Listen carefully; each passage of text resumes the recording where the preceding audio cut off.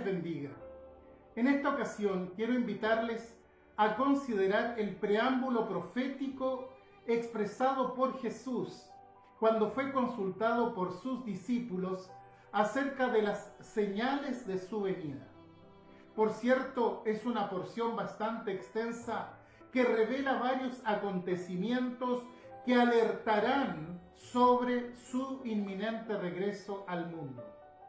Pero hay una cosa que llama profundamente mi atención y me refiero a que el engaño va a alcanzar niveles muy altos precisamente en los tiempos previos a la venida de Cristo. Dice la Escritura, allí en Mateo capítulo 24, que estando Jesús sentado en el monte de los olivos, los discípulos se le acercaron aparte diciendo: «Dinos, ¿cuándo serán estas cosas y qué señal habrá de tu venida y del fin del siglo?» Responde Jesús y les dice: «Mirad que nadie os engañe». En este tiempo he estado meditando bastante sobre estas cosas. Se habla mucho de señales y de cumplimientos proféticos. Vemos la sociedad y nos damos cuenta que gira de un lado a otro sin tener un destino claro. En cosa de meses y aún de días hemos visto afectada toda nuestra dinámica de vida porque llegó el virus y trajo una tremenda revolución a nivel mundial. Y uno puede decir, claro, todo esto está escrito. La Biblia habla acerca de las pestes que vendrán el tiempo previo a la venida de Jesucristo. Pero, ¿y qué me dice del engaño que está debilitando progresivamente las bases de la sociedad? Claro que sí.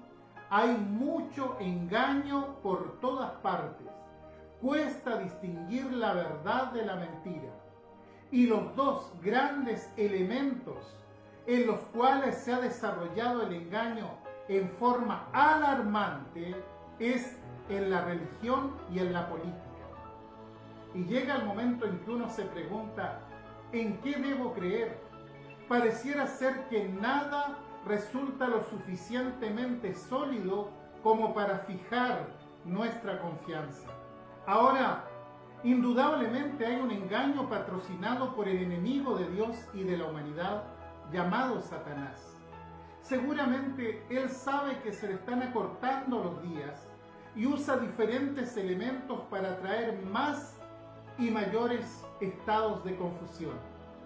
Todo esto es alarmante, porque lo único que nos puede hacer libres es la verdad, no el engaño, no la mentira, no la confusión. Pero está, y la vemos por todos lados.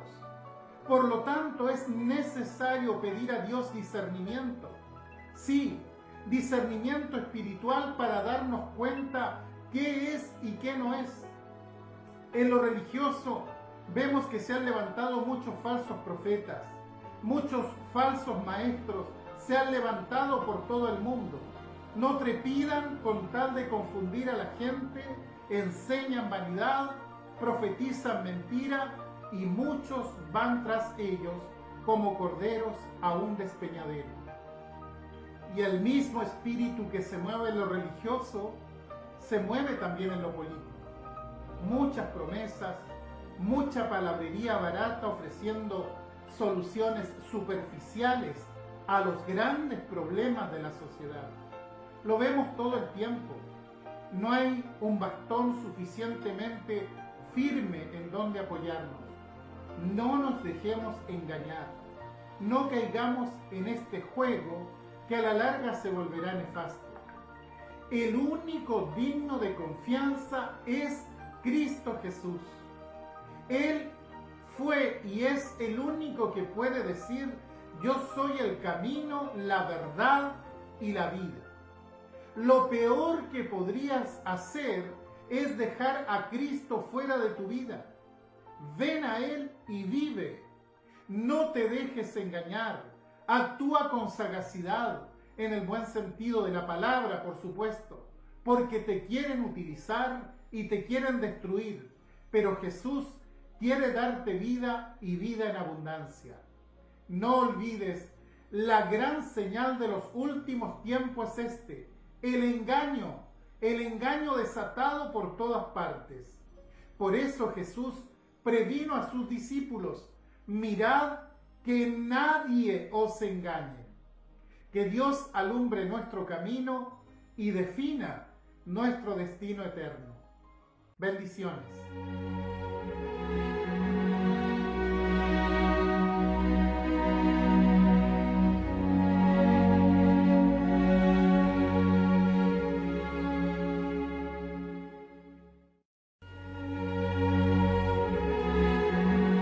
Bendiciones para todos ustedes.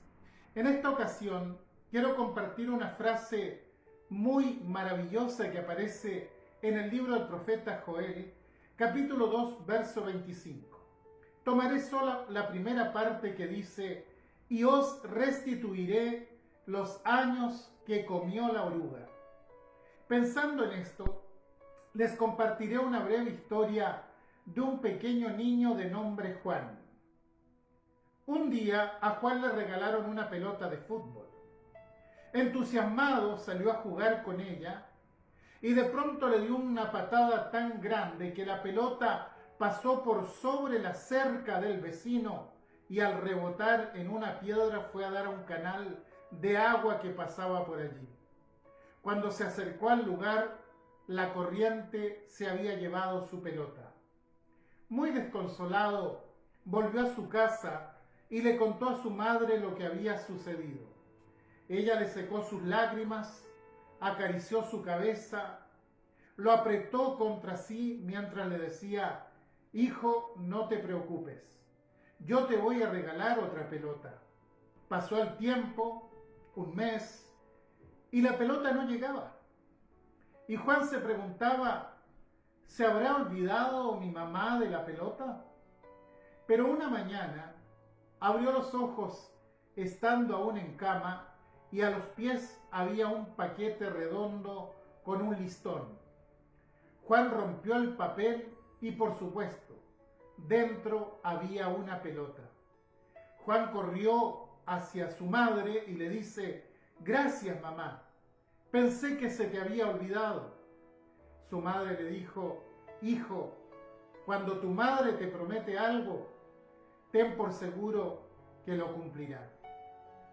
Bueno, miro el texto del profeta Joel y no es una madre humana la que promete, es Dios mismo, el eterno soberano, el verdadero Dios, que me dice: te restituiré los años que comió la oruga. Saben, este versículo es muy emotivo. La oruga había pasado por los sembrados y había destruido el fruto y comido la hierba. No había prácticamente nada. ¿Quién va a restituir esto? Dios dice: yo convertiré en terreno verde la tierra seca y sin fruto que la oruga comió. Hay años prácticamente perdidos en nuestra vida. Hay momentos de fracaso en nuestra experiencia personal. Hay lágrimas que acompañan nuestros días. Hay problemas que colocan nuestra experiencia como un campo yermo. Pero en medio de la prueba, de la dificultad y de la angustia, en medio de la pregunta que no tiene respuesta de ¿por qué ocurre esto?, el Dios de la Escritura susurra a mi oído y me dice: yo restituiré los años que comió la oruga. Tal vez el campo esté seco ahora mismo, porque Dios tiene un propósito para mí. Y de este campo seco que es mi corazón y mi alma, van a florecer por la gracia de Dios nueva hierba que convertirá en verde lo que ahora está en seco. Leo la Escritura y creo que hay privilegios espirituales que voy a volver a tener, que hay momentos de victoria que voy a volver a experimentar, y si transcurre el tiempo aquí en la vida y no veo eso, levanto mis ojos al cielo y escucho las palabras de Jesús mi Salvador diciéndome, voy a preparar un lugar para ti.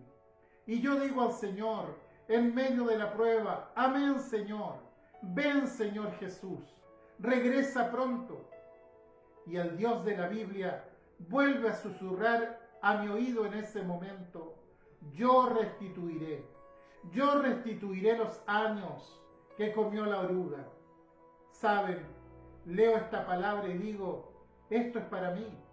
Lo tomo por la fe y digo al Señor, Señor, hazlo pronto para la gloria de tu bendito nombre.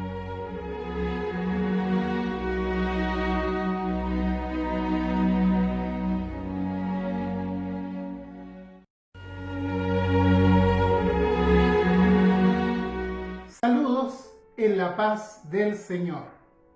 Estamos a puertas de la celebración de Navidad y es lamentable ver cómo se ha deformado esta celebración cristiana. El comercio la ha transformado en una fiesta que tiene muy poco de espiritual y en el mejor de los casos algo de familiar. Pero lo que va quedando es una fiesta puramente comercial. Arbitrariamente, los primeros cristianos fijaron la fecha del nacimiento un día 25 de diciembre, porque nadie sabía en qué momento nació Jesús realmente. Los judíos no solían llevar un registro del día del nacimiento, pero los cristianos antiguos, lejos de querer celebrar el cumpleaños de Jesús, como muchas veces se les dice a los más pequeños, ellos querían celebrar el misterio de la encarnación. San Agustín solía decir que hay aniversarios y misterios. Los aniversarios recuerdan fechas, pero cuando hablamos de Navidad no estamos frente a un aniversario, estamos frente a un misterio, el gran misterio de la fe de que Dios se hizo hombre. El ser espiritual y eterno entró en lo corporal y temporal. La fecha 25 de diciembre obedece al hecho de que los romanos tenían una fiesta muy degradante en esa fecha, las denominadas Saturnales, y no eran simplemente una fiesta religiosa, sino era una demostración de gran degradación moral y de excesos inimaginables. Los cristianos fijaron el 25 de diciembre para responder al día en que justamente en Roma se marcaba el cenit de la degradación y de la depravación. La Navidad no es ni un cumpleaños, ni un aniversario, ni una conmemoración. Navidad es otra cosa. Y quisiera ir al nudo de este asunto. El Evangelio de Juan dice que en el principio era el verbo era con Dios y el verbo era Dios. Todas estas cosas por Él fueron hechas y sin Él nada de lo que ha sido hecho fue hecho. Lo que hace Juan es llevarnos al principio de todo. Esta fiesta tiene que ver con algo que sucedió no en el tiempo, sino en la eternidad, algo anterior a la creación del mundo. Juan, a diferencia de Lucas o Mateo, que nos hablan de pormenores, del pesebre, de pastores y de magos, Juan va mucho más atrás, en algo que no está en la anécdota de la Navidad. Él habla de la encarnación de aquel que creó todas las cosas. Ahora, ¿por qué usó la palabra verbo o logos, que es como se dice en el idioma griego? Juan escribe su evangelio estando en la ciudad de Éfeso. Y en Éfeso, siglos antes, había vivido un filósofo, Heráclito, que había exaltado la palabra verbo o logos para explicar el origen del mundo. Los filósofos griegos trataban de explicar el origen del mundo y buscaban el principio inicial llamado arqué. Tales de Mileto dice que había surgido todo del agua. Anaximandro decía que no pudo haber surgido de una sustancia única. Y Anaxímenes dice que todo había salido a partir del aire. Pero viene Heráclito y dice que todo tiene que ver con el fuego, porque el fuego es activo y se mueve con un sentido. Y nosotros, decía él, tenemos que descubrir hacia dónde va ese sentido. Y la palabra logos significa exactamente eso, algo que tiene sentido. Es decir, va al origen y dice que el mundo llegó a la existencia no como algo fortuito, sino como algo que tiene sentido, lo cual llamó el logos, lo que la Biblia y en Juan traduce como el verbo. Juan dice que el logos, el que dio sentido a la creación, es Jesucristo. Y ese mismo que dio forma y sentido a la creación, se hizo carne y habitó entre nosotros. Por tanto, para encontrarle sentido a las cosas, para encontrar sentido a mi propia existencia, debo volver mi mirada a Jesucristo. De otro modo, todo lo que tengo es un verdadero caos interior. Lo que celebramos en Navidad es que el hombre, el ser humano, tiene respuestas en Jesucristo, el Verbo encarnado, el Verbo que habitó entre nosotros y nos mostró la gloria de Dios. Nos mostró la gloria de Dios y también nos mostró el verdadero camino a la vida. Dichosos los que transitan por ese camino, porque es camino de salvación, camino de paz, camino de sabiduría y camino de esperanza.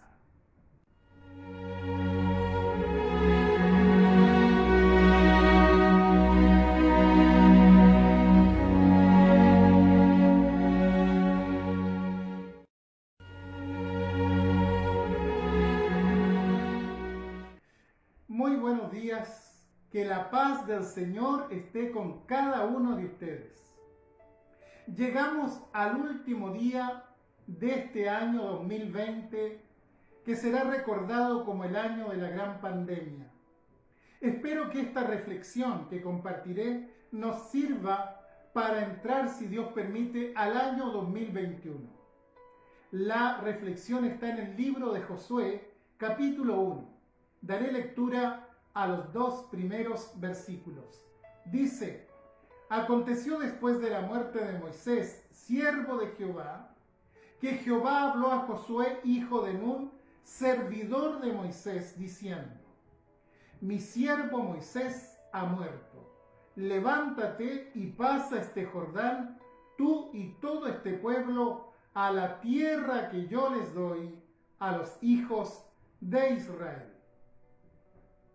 Bueno, como les decía, cerramos este año que algunos querrían borrar de su calendario porque nos afectó una pandemia de tipo universal y con ella no solo dañó a la salud de muchas personas, sino que trajo un desmedro en lo económico, en lo educacional, en lo laboral, etc. Ahora, ¿cómo podemos enfrentar el futuro? ¿Cómo podemos enfrentar el año que viene? Estos 2 versículos de Josué nos hablan de un tiempo de transición que estaba sufriendo el pueblo de Israel. Dejaban 40 años de nomadismo en el desierto para entrar a poseer la tierra prometida y asentarse en ella como nación. Y Dios le dice a Josué: mira, Josué, mi siervo Moisés ha muerto. Ahora, no era que Josué no sabía aquello, pero lo que Dios le estaba diciendo es que se había acabado una época y era necesario comenzar una nueva. La época de Moisés estuvo asignada de grandes eventos, de grandes triunfos como nación, pero también de grandes fracasos, porque el pueblo eventualmente fue insensato, faltó a la fe y fue condenado a vivir 40 años errantes en el desierto sin poder entrar a la tierra que Dios les había dado. Ahora, esa época había terminado. Y aquí hay un énfasis, porque tendemos muchas veces a aferrarnos al pasado. Y claro, el pasado existe, no lo podemos ignorar. El problema es cuando nos aferramos a las glorias o a los fracasos del pasado. Lo que Dios le está diciendo a Josué es: no te ates al pasado, mira hacia adelante. Y yo creo que al comenzar un nuevo año, lo que debemos hacer es esto: no atarnos a lo que pasó, sino mirar hacia adelante con esperanza. Cuenta la historia que Alejandro Magno, cuando comenzó su gran campaña para conquistar el mundo, dice que entregó todos sus bienes, todo lo que tenía. Y alguien conmovido por esto le preguntó si no guardaba nada para él. Y él le dice: sí, yo guardo algo. Yo guardo la esperanza. Y creo que esto es lo que debemos llevar al siguiente año. Empecemos este nuevo año con esperanza. No nos estanquemos, no nos quedemos atrapados en el pasado, continuemos hacia adelante. La segunda cosa que le dice a Dios a Josué es: bendice al pueblo. Josué no solo tenía una familia detrás de él, tenía una tribu y tenía un pueblo. Él era encargado de conducirlos hacia adelante. Si él se quedaba, el pueblo perdería la bendición. Por tanto, Dios le dice: tienes que avanzar, tienes que ser de bendición para este pueblo. Y la tercera cosa que Dios le dijo a Josué es: tienes que confiar. Nadie te podrá hacer frente. Como estuve con Moisés, estaré también contigo, no te dejaré ni te desampararé. Tres cosas le dijo Dios a Josué cuando se produjo el cambio de etapa. Primero, avanza olvidando el pasado. Segundo, bendice tu alrededor con tus obras. Y tercero, confía en el Señor, que es Él quien te va a llevar a la meta. Y como decía, creo que estas tres cosas son las que debemos tener en cuenta al comenzar el año 2021. Si el Señor nos permite entrar, por supuesto. Avancemos. Sigamos adelante siempre. Segundo, propongámonos ser de bendición donde quiera que vayamos. Y tercero, confiemos en las promesas del Señor. Nunca dejemos de depender de Él. Sabemos que cuando pasemos al año 2021 no se acabarán los problemas. Los problemas también pasarán al año siguiente. Por eso tenemos que aprender a confiar en el Señor siempre. Que este año 2021 aprendamos a seguir avanzando en la dirección de Dios. Que bendigamos a los que están a nuestro lado y confiemos en que el Señor está con nosotros. Feliz año nuevo y que Dios les bendiga mucho.